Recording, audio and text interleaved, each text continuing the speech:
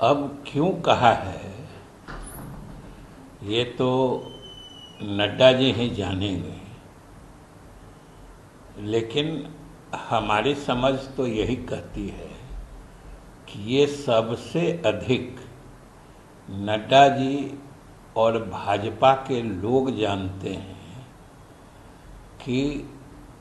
नीतीश जी की सोच, जुबान,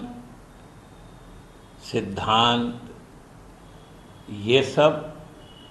किसी साथी से प्रभावित नहीं होती है। इसके तो सबसे बड़े गवाह भाजपा के ही नेता लोग हैं कि भाजपा के साथ इतने लंबे समय तक रहने के बावजूद, या यूं कहें कि शुरुआती दौर में भाजपा से ही गठबंधन बनाने के बावजूद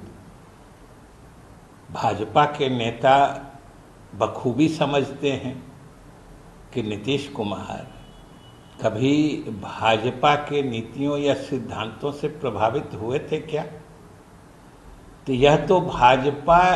ही समझिए साक्षी है, गवाह है कि नीतीश कुमार चाहे साथ किसी के रहें, किसी गठबंधन में रहें, उनकी सोच, उनकी समझ, उनकी नीतियां उनके खुद के अपने हैं, मौलिक हैं और वो किसी से प्रभावित नहीं होते हैं। ये तो दशकों से साबित हो चुकी है बात। अब फिर भी वो अगर ऐसी बात करते हैं तो हम लोग की समझ में जो आती है बात कि अभी लगातार जो बिहार सरकार की नीतीश कुमार के नेतृत्व में लगातार उपलब्धियां हुई हैं, हो सकता है उससे विचलित हुए हों या उसके परिप्रेक्ष्य में लोगों का ध्यान इन मौलिक बातों से हटाकर छोटी छोटी बातों के तरफ खींचने की असफल कोशिश कर रहे हैं। क्योंकि आप देखिए कि पिछले चंद दिनों में ही जितने बड़े बड़े काम, बड़ी बड़ी उपलब्धियां बिहार सरकार की रही हैं, चाहे वो 1.25 लाख शिक्षकों की नियुक्ति का मामला हो, चाहे जातीय गणना के सफलतापूर्वक समापन की बात हो, या जातीय गणना के नतीजों के आधार पर दलित, पिछड़े, अति पिछड़े वर्ग के लोगों के लिए आरक्षण की सीमा बढ़ाने की बात हो, ये सब ऐतिहासिक उपलब्धियां हैं और इसका प्रभाव, इसका असर पूरे देश में और आने वाले कई दशकों तक पड़ने वाला है। ये भी उनको बेचैन कर रहा होगा। तो स्वाभाविक रूप से उनकी चाहत रहती होगी कि नीतीश कुमार और सरकार की उपलब्धियों से ध्यान हटाया जाए। अब आप सोचिए कि बिहार ने तो मिसाल कायम कर दी है कि बिहार ने जातीय गणना करा के अलग अलग जातियों के जो की संख्या है, वास्तविक संख्या है, उसको सामने ला दिया है। और पिछले समय से जनसांख्यिकी